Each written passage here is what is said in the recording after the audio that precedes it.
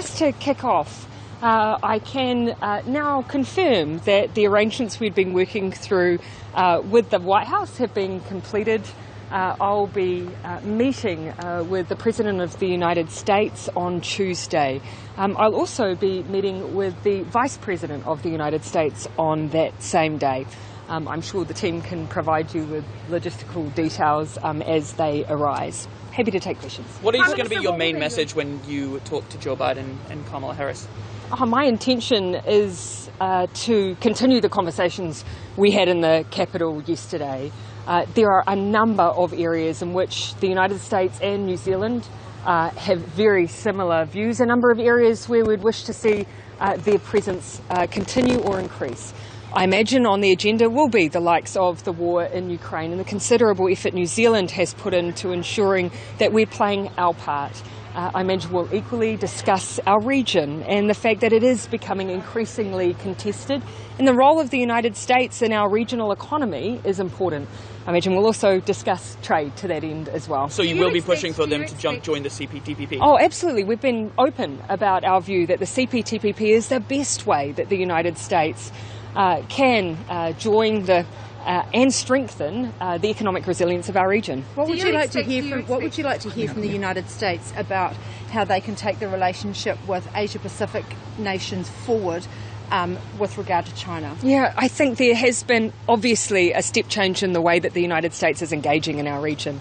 You see increasingly their presence, discussions around the role that they can play on a range of issues. I think the message from our perspective will be that it's not just important to engage at a strategic level, but actually at an economic level. And that really has changed in recent times, but we'd like to see it change further. What does that look like, though?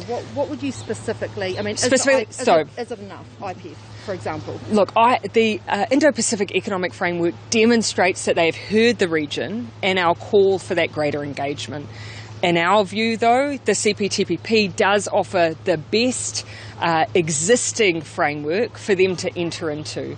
But if there are indeed domestic challenges that prevent them from doing so, the IPEF is still an opportunity for New Zealand to engage. We're very keen to make sure that we push that to be an ambitious agreement, one that actually can achieve new outcomes on climate, on digital work and on trade. Would CPTPP be the ultimate? CPTPP gives market access, and we know how important that is to New Zealand. Just look at the step change that access to the Japanese market has made. But still on the table are discussions around whether the Indo-Pacific Economic Framework would be an enabler to remove some of the non-tariff barriers that exist to trade. A clear example. The United States is going through a crisis of sorts with infant formula. Fonterra is ready and willing to supply to the market, but there are a number of regulatory reasons why that is not easy. Those are the kinds of discussions we're very keen to have. Prime Minister, obviously White House, massive deal. Are you pumped? It's incredibly important for New Zealand, of course, that in this fraught time of global politics, when we have not only a pandemic, the climate crisis, we have conflict, for us to be engaging with like-minded partners like the United States. And do you expect that gun reform will come up during the meeting? I can't necessarily determine every topic. These are ultimately still free-flowing conversations. I will certainly, though, be passing on New Zealand's sorrow for what we have seen. To see children at the heart of this most recent event is devastating. So I will certainly acknowledge that. Prime Minister, how would you measure this when it comes to success? What will be your measure that this visit to the White House has been a success for New Zealand? Look, from the outset we said that we had three main goals. Firstly, making sure that the world hears that New Zealand is open for business. And that, of course, means from a tourism perspective, in our third largest market by arrivals, that message really shines through. The second, of course, is trade and investment. The United States presents a huge range of opportunities, and our business delegates are here to make the most of those. But thirdly, that political engagement is really important to us. And this time, making sure we have strong relationships with the likes of the United States while we have the war in Ukraine and increasing tension in our region is important. There's no actual tangible outcome you would mark as a measure of success. Well, look, from the individual perspective of those who are part of our business delegations, they do have things that they are individually seeking, and my role here is to help support them and help open doors for them. I'm also here, of course, to continue to push for those agendas which advantage New Zealand. Trade is one of them, and free trade agreements, but also new emerging opportunities in trade like the IPF. Yeah, Claire. Can you say whether or not you're getting concerned at all that you will be asked to pick a side between the US and China, and how you would negotiate deepening your relations with the US, especially if they ask for more? That's been an issue that has been raised with me since the beginning of my time in this role, and I would wager that that same question has been asked of successive New Zealand Prime Ministers. But New Zealand, regardless of which political party, has a long-held and strong value and tradition of independent foreign policy. We work with like-minded countries where we see eye to eye on issues that matter to us, and that continues to be our guiding principle. There are certainly areas and countries that we may work with more frequently and more often and have more alignment with, but that doesn't change the fact that our foreign policy remains independent. Do you expect to be asked more about Sorry, the Vice President. Yeah. Can you say a bit about how much you know about her, your kind of background, and what you'll talk about with her? Actually, as it happens, the Chief of Staff has had an interaction with Kamala at a long, long time ago when he was a volunteer in US politics. So he's had more of a personal engagement to date than I have.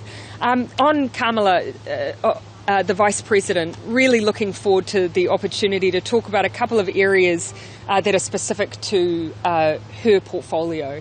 In particular, she holds responsibility for space. New Zealand is not an emerging leader in this area. We are a developed leader in this area. And by launch, New Zealand is the fourth largest space operator in the world. That's one particular area I'm very keen to have a discussion, but I actually imagine we'll traverse very similar subjects as I will with the President. Do you expect to be asked? Sorry, Luke, I haven't. Can you confirm that you received a letter about a week ago about the proposed China-Pacific Agreement? If so, how did you respond? And have you discussed it with any other leader? That you received a letter from another leader. Okay, a letter from another leader. A week ago would have been whilst I was in the middle of a COVID experience, and so I, as you can imagine, have not physically been in the beehive. Were you informed about this a week ago? Not that I recall, Luke, but I'm happy to go back and check my records. And just following up on this, I mean, how are you thinking about constructing a New Zealand response to these latest developments? I mean, what are we talking? Just diplomatic push, greater funding in the region? So, look, you would have heard come through very strongly time and time again the New Zealand perspective that we need a coordinated and collaborative response, because that is the Pacific way. And ultimately, decisions are being taken here by independent sovereign nations. And so New Zealand treats those as in the way that we do with others. They will ultimately be decisions for those nations. But what we have called for is for the Pacific as a region to have the opportunity to come together and talk about the direction of our region. And that is not for one country like New Zealand to dictate, that is for all of us. The Pacific Island Forum in the coming months will be critical. That will be the chance to revisit the Biki Tawa Declaration and ask ourselves, have we fulfilled the objectives we set ourselves, which was first and foremost to look to one another as a Pacific family to respond to the security issues that we may have. In your speech today, can I just ask one? Is on there? You go ahead. House, yeah. Oh, yeah, sure. Do you expect to receive any more requests for Ukraine, and what do you expect, towards to help Ukraine? I don't have an expectation of that, actually. All of the requests that we've received have come through from those who are closest to the conflict on the ground. They're very pragmatic requests. They're often related to New Zealand's specific experience and what we are able to offer. And what has come through very clearly is the view that New Zealand has played a significant role and really done our bit. So, no, I imagine there might be interest in what we've done to date, but I don't expect an ask.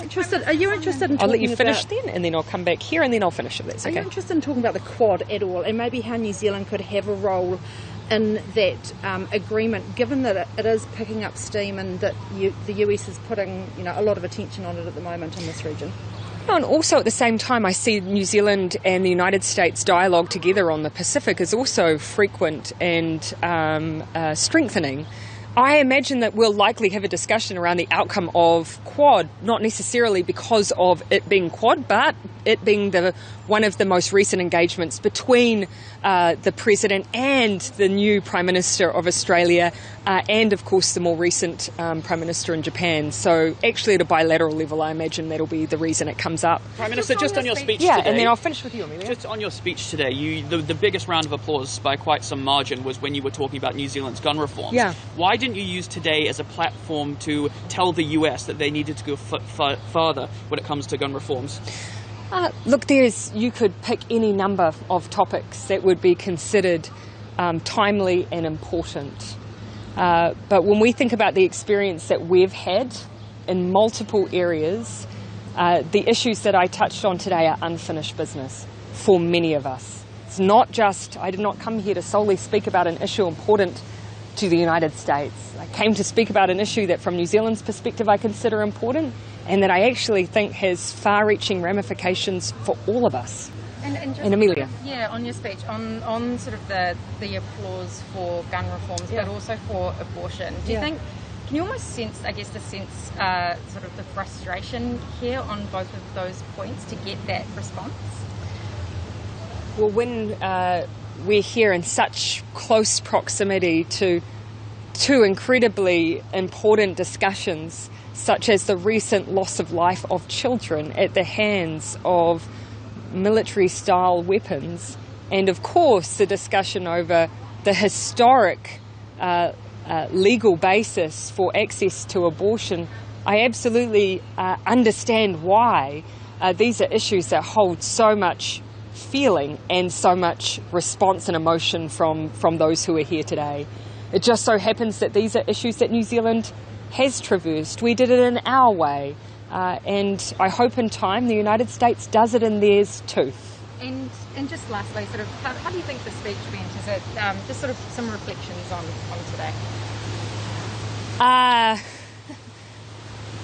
actually would have liked to have had a little more of an opportunity to be in the moment, as it were, but my teleprompter malfunctioned fairly consistently through the speech today. About every 10 seconds the speech would disappear entirely for about 3 seconds a time, and so if you noticed a few pregnant pauses, that was me waiting for my words to come back on my screen. So I imagine at a later date, when I've managed to get over how stressful that situation was, I might take it in a bit. Otherwise, though, this felt like an incredible opportunity, not for me, but for New Zealand, and I felt very humbled to take it. Will you go by the great right honourable Dr. Jacinda Ardern? No, definitely no, absolutely not. Were you relieved that they laughed at the right spots? Wow, with 30 New Zealanders in the room, you hope that even if they don't like the joke, they'll show a little bit of solidarity. Thanks.